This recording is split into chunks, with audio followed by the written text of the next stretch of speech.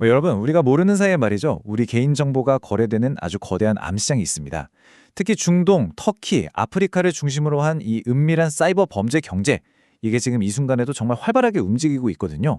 오늘 이 보이지 않는 전쟁의 가장 깊숙한 곳으로 한번 들어가서 그 진짜 모습을 파헤쳐 보겠습니다. 잠시 한번 생각해 볼까요? 여러분의 이름, 주소, 그리고 가장 민감한 금융정보 같은 것들이요. 이 어둠의 시장에서 과연 얼마에 팔리고 있을까요? 이게 더 이상 영화 속 이야기가 아닙니다. 바로 지금 우리 현실에서 벌어지고 있는 일이에요. 그리고 오늘 제가 드리는 말씀은 그냥 추측이 아닙니다. 저희는 사이버 보안 인텔리전스 전문 기업이죠. 바로 사이블이 발표한 2025년 중동, 터키, 아프리카 지역 위협 보고서를 바탕으로 이 암시장의 실체를 아주 깊이 있게 분석해 볼 겁니다. 자, 첫 번째 파트입니다. 사이버 범죄의 새로운 진원지, 이 지역의 디지털 세계, 그 그림자를 지배하는 세 가지 핵심 위협이 있는데요. 지금부터 이 위협들이 대체 어떻게 우리의 일상을 위협하는지 하나씩 살펴보겠습니다. 자, 이 통계를 한번 보세요. 위협의 규모가 그냥 한눈에 딱 들어오죠. 데이터 유출이 무려 630건. 이건 압도적인 1위입니다. 사실상 이 암시장에서 제일 큰 비중을 차지한다고 보면 돼요. 그 다음이 바로 시스템 접근 권한 판매, 그리고 랜섬웨어 공격 순서고요. 그럼 가장 거대한 시장인 이 데이터 유출부터 한번 자세히 들여다볼까요? 두 번째 파트, 바로 데이터 암시장입니다. 이곳에서는 단순히 시스템에 들어가는 열쇠가 아니에요. 그 안에 있는 보물, 그러니까 바로 여러분의 데이터가 기가바이트 단위로 팔려나가고 있습니다. 630건, 이게 이 지역에서 단 1년 동안 발생한 데이터 유출 사고의 숫자입니다. 이걸 계산해보면요. 우리가 잠자고 일하는 그 순간에도 거의 매일같이 두 곳의 데이터베이스가 털리고 있었다. 바로 그 뜻입니다. 정말 엄청나죠? 데이터 유출의 가장 큰 피해자가 누굴까 봤더니 놀랍게도 정부와 법 집행 기관이었어요. 이건 국가 엄보랑 직결된 시민들의 아주 민감한 정보가 가장 많이 새어나갔다는 뜻이거든요. 그 뒤를 금융하고 교육기관이 잇는다는 점은 결국 돈과 우리 미래 세대의 정보가 해커들의 핵심 목표물이라는 걸 아주 명확하게 보여주는 거죠. 이 위협이 얼마나 우리 삶 가까이에 있는지 보여주는 대표적인 사례가 있습니다. 사우디아라비아에서 수백만 명이 쓰는 음식 배달 앱이 해킹을 당한 사건인데요. 우리가 오늘 저녁 뭐 먹지 하면서 메뉴를 고르는 바로 그 사이에 우리의 모든 정보가 통째로 넘어가고 있었던 겁니다. 유출된 정보 목록을 보면 정말 아찔할 정도예요. 700만 명의 이름하고 전화번호는 물론이고 당신이 언제 어디서 뭘 시켜 먹었는지에 대한 기록, 집 주소, 그리고 어떤 카드를 썼는지까지. 말 그대로 한 사람의 일상이 그냥 상품으로 전락해버린 겁니다. 이 모든 끔찍한 일을 저지른 공격자의 이름은 아야미. 이 사람은요, 700만 명의 삶이 담긴 이 데이터를 마치 무슨 중고물건 팔듯이 암시장의 매물로 내놓았습니다. 데이터베이스는 물론이고 아예 시스템에 들어갈 수 있는 열쇠까지 세트로 판다고 했죠. 자, 세 번째 파트입니다. 데이터 유출이 가장 흔하다고는 하지만 어쩌면 이게 더 위험한 시장일 수도 있습니다. 해커들은 이제 단순히 데이터를 훔치는 걸 넘어서요, 아예 기업 네트워크에 정문 열쇠 자체를 팔고 있습니다. 이건 왕국 전체를 그냥 내주는 거나 마찬가지죠. 219건. 이 숫자만 들으면 감이 잘 안 오실 수도 있어요.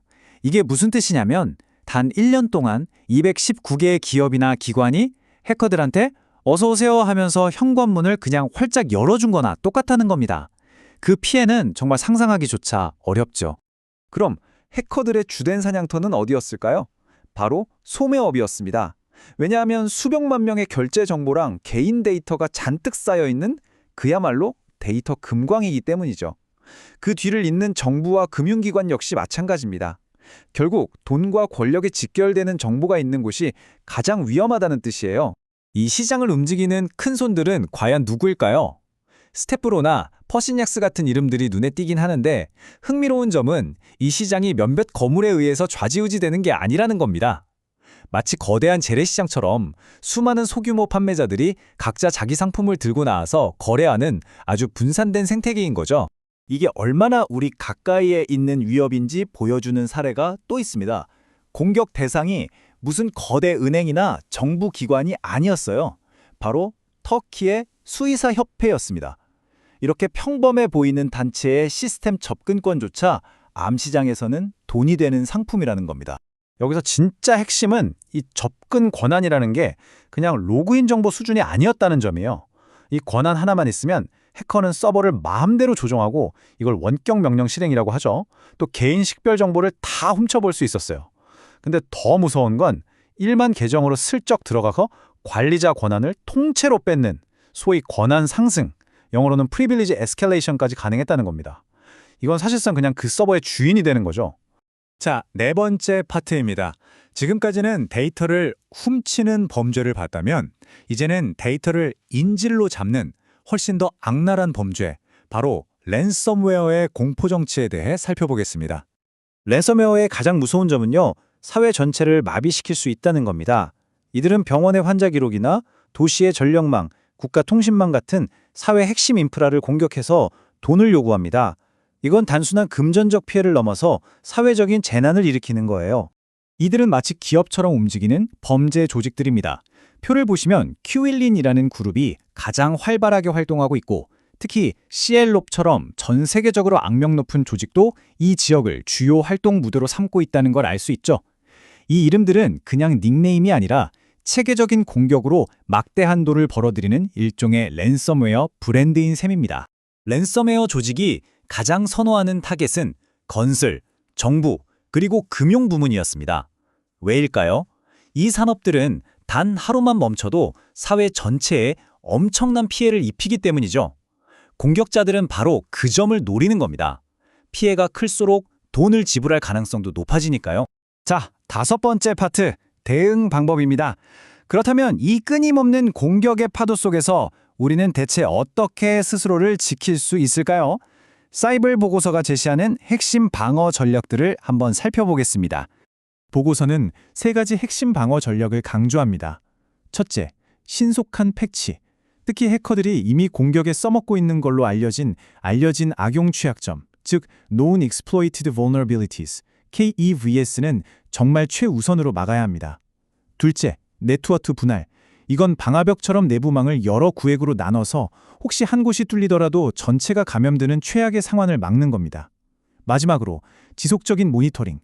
해커가 남긴 아주 미세한 발자국, 즉 침해 지표, Indicators of Compromise를 끊임없이 감시해서 초기의 위협을 발견해야 한다는 거죠. 오늘 살펴본 내용을 쭉 종합해보면 한 가지 근본적인 질문에 도달하게 됩니다. 세상이 더 편리하게 연결될수록 우리의 디지털 방어선은 오히려 더 취약해지는 건 아닐까요? 이 사이버 보안 전쟁에서 과연 완전한 승리라는 게 가능하긴 한 걸까요? 여러분의 생각은 어떠신가요? 오늘 이 분석이 보이지 않는 위협을 이해하는 데 조금이나마 도움이 되셨다면 좋아요와 구독으로 응원 부탁드립니다.